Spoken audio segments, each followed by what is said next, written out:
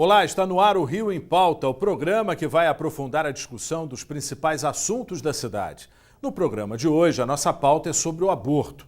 De acordo com um estudo feito pela Defensoria Pública do Estado, as mulheres negras são as mais processadas por interromper a gravidez.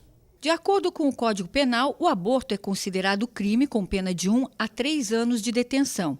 A lei prevê apenas 3 casos possíveis: estupro para os anencéfalos, que são os casos com má formação do cérebro, e quando há risco de vida para a mulher ou para o feto.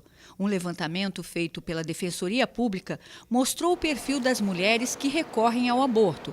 Elas são, em sua maioria, pretas ou pardas, têm entre 22 e 25 anos, têm pelo menos um filho, moram na capital ou Baixada e não têm antecedentes criminais. Uma proposta de emenda à Constituição está em votação na Câmara Federal. Se aprovada, ela vai proibir o aborto em todos os casos.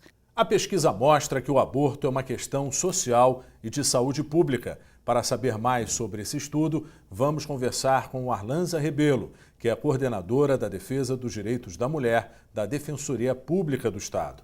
Muito obrigado pela sua participação, Arlanza. Eu que agradeço.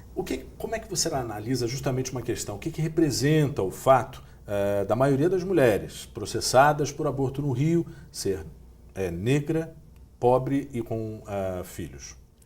Bom, primeiro é importante destacar que o retrato que fizemos no Rio de Janeiro, ele é o retrato de todo o Brasil. Então não é só o nosso estado onde mulheres negras e pobres são as criminalizadas. Esse é um quadro no Brasil inteiro.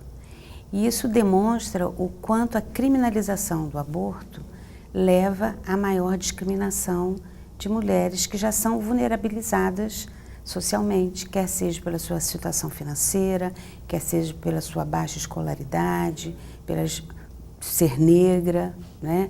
Isso tudo são fatores, né, que levam a um determinado grupo de mulheres a sofrer uma soma de vulnerabilidades muito grande. E a criminalização acaba incidindo sobre esse grupo específico. Agora, é uma questão de saúde pública, né? Ou seja, isso reforça a ideia de que não é possível fazer essa criminalização. Com certeza, porque a criminalização acaba tendo como uma consequência desproporcional ao seu desejo de evitar o aborto, né? Porque a criminalização teria em tese esse desejo. Ele acaba trazendo uma consequência muito desproporcional, que é um enorme número de mortalidade materna, que também cresce entre mulheres negras, né? E é a quinta causa de mortalidade materna. E essas mulheres, elas acabam sofrendo, passando situações assim de extremo sofrimento, de quase tortura mesmo, porque não têm acessos a meios mais adequados, a médicos, a um serviço de saúde adequado, não têm informações corretas. Então, normalmente, o aborto, né, com essas mulheres acontece com uma idade gestacional mais avançada, trazendo maior risco. Elas usam métodos caseiros, elas caem em mãos de aborteiras, de pessoas que não são qualificadas, então sofrem verdadeiras torturas. E quando não são mortas, sofrem fisicamente de uma maneira muito intensa. Ou seja, criminalizar a questão do aborto atinge mais as mulheres em situação vulnerável, né? Exatamente. Quem já é vulnerável, né, tem uma dupla vulnerabilidade, né, porque a criminalização vai incidir exatamente sobre essa mulher. Além de tudo isso, elas ainda são vítimas de agressões físicas, psicológicas? Sim, muitas vezes, como resultado desse abortamento inseguro, ela sofre, né, e vai para a rede pública de saúde, ela é tratada com certo preconceito, ela acaba sofrendo denúncias, né, a denúncia criminal parte, né, dos profissionais da área médica, né? Às vezes são companheiros, ex-companheiros que não aceitam a gravidez, que agridem essas mulheres para que elas percam, né, a criança ou a gravidez, enfim.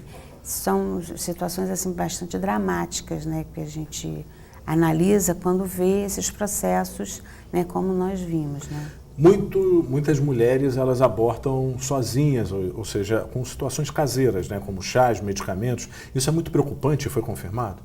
Sim, é um dado assim, muito preocupante, porque como ela não tem acesso, ela não tem dinheiro para comprar medicamento, ela não tem acesso a ir clínicas clandestinas, elas optam, né, muitas vezes por chás, tomam remédio, algumas tomam água sanitária, tomam uma série de substâncias que sabem que vão produzir algum mal ao seu organismo, na intenção, né, de que esse mal provoque como consequência o aborto. E isso causa males muito graves, né? Tem mulheres que sofrem muito e muitas morrem, né? É uma decisão muito grave. Agora, o aborto clandestino é um alerta dentro desse raio-x do problema? A gente consegue entender que é uma prática que boa parte dessas mulheres procura, né? Bom, na verdade, as pesquisas, últimas pesquisas demonstram que no Brasil, anualmente, ocorrem 500 mil abortos por ano. Se essa é uma realidade, né, é mais do que claro que o aborto faz parte da vida, né, cotidiana brasileira. E é importante a gente dizer que o aborto, que a mulher que faz o aborto é uma mulher que já tem filhos, que tem uma vida organizada, não é uma mulher que esteja irresponsável, que queira ter uma vida sexual libertina, né, porque ninguém vai fazer o aborto feliz. O aborto não é uma decisão feliz, ao contrário, é uma decisão muito grave, uma decisão de desespero. Muitas mulheres ficam sozinhas, é fato que companheiros não dão força a essas mulheres, ao contrário, eles viram as costas e vão embora. E é muito significativo em um dos processos que a fala de um homem, como a nossa sociedade permite que um homem chegue para uma mulher e diga para ela: eu sou contra o aborto, não aceito que você faça, mas não estou no momento de ser pai. Vira as costas e vai embora e deixa essa mulher. Quer dizer, que sociedade é essa que permite ao homem pensar que ele pode ser contra um aborto, não permitir que a mulher faça um aborto, mas pode se permitir dizer que não está na hora de ser pai? Então ninguém questiona se está na hora dessa mulher ser mãe, né? Em que momento essa mulher ser mãe? A maternidade tem que ser um querer, tem que ser uma vontade. Agora, quem denuncia, no caso, as mulheres que fazem um aborto, elas chegam até os hospitais, são os familiares? Familiares na situação de quando algumas mulheres abortam no banheiro dentro de casa e às vezes com a gravidez avançada, né, eles ficam sem saber o que fazer com aquele feto, né, e aí eles buscam ajuda e nesse momento acabam denunciando. Não é que denunciem, né, pelo fato de terem feito aborto.